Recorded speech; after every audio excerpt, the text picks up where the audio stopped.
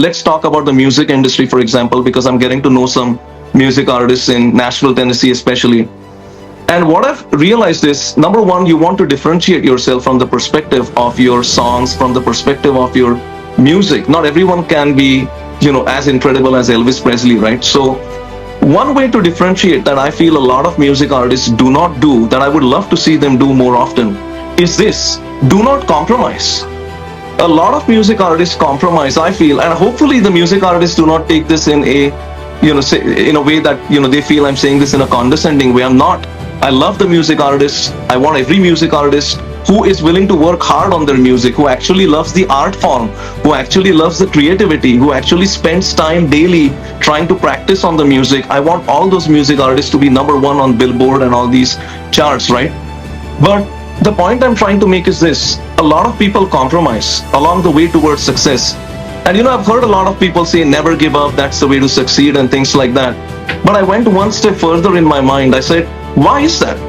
Why is it that if someone never gives up, will they almost definitely see success, especially in our country, the greatest, most powerful country in the world, the United States of America? And I have a very definitive answer to that, at least in my opinion. The answer very simply is this. Look, what happens is, I'll give you an example, right? This should be a lot of fun. And tell me if you agree with me or not. So let's say I'll take a hypothetical example of a music artist in this situation to drive home the point I'm trying to make. Let's say there's a music artist who has, maybe young guy or young girl, early 20s, wants to be the next Ed Sheeran, wants to be the next Justin Bieber, wants to be the next Elvis Presley even, right? Though that's not possible. I don't want to say that, but Elvis is Elvis. And so let's say that music artist that I'm talking about, new young music artist, has released maybe 3 or 5 songs, whatever it is, right? And so that music artist now wants to do live performances and goes to, music performance venue, 1, 2, 3, 4, 5, talks to the people, and does not unfortunately get the opportunity to be one of the singers on stage.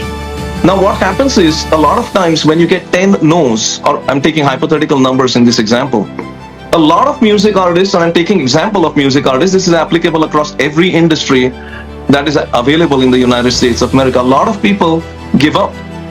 They say, well, yeah, this is just too tough, or this is not for me, and they try something different, and usually that's not the right decision. But let's say 50% of the people drop out.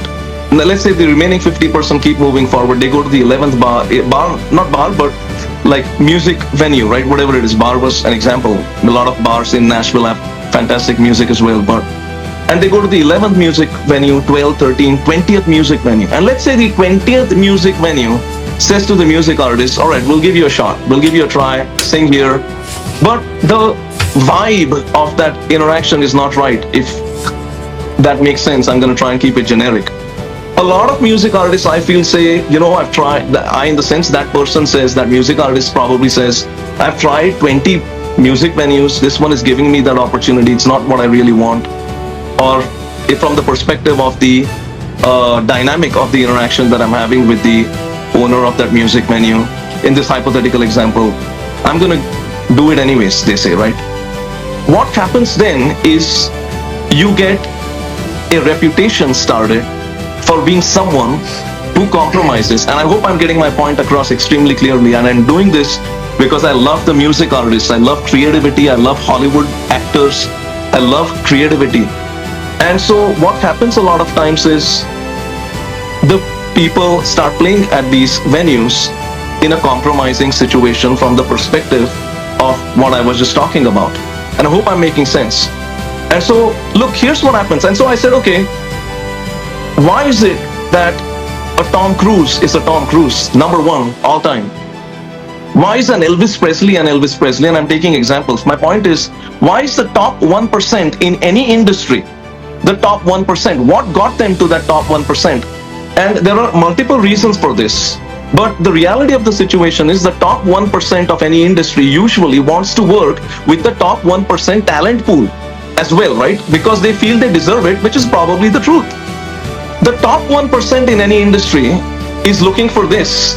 They are looking for what? Obviously, let's say in a music industry, they're looking for someone who is very creative, someone who has that artistic talent.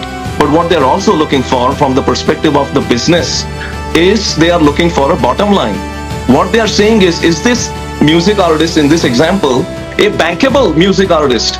Is this music artist, if we put in, or Hollywood artists or whichever industry, I'm taking examples, if we put in a certain amount of money, which can be a large amount of money or a small amount of money, into this music artist or into this Hollywood actor or into whatever industry it is, would we get a ROI? Would we get a return on investment that is justifiable from the investment dollar perspective, from the risk, so to speak, risk perspective?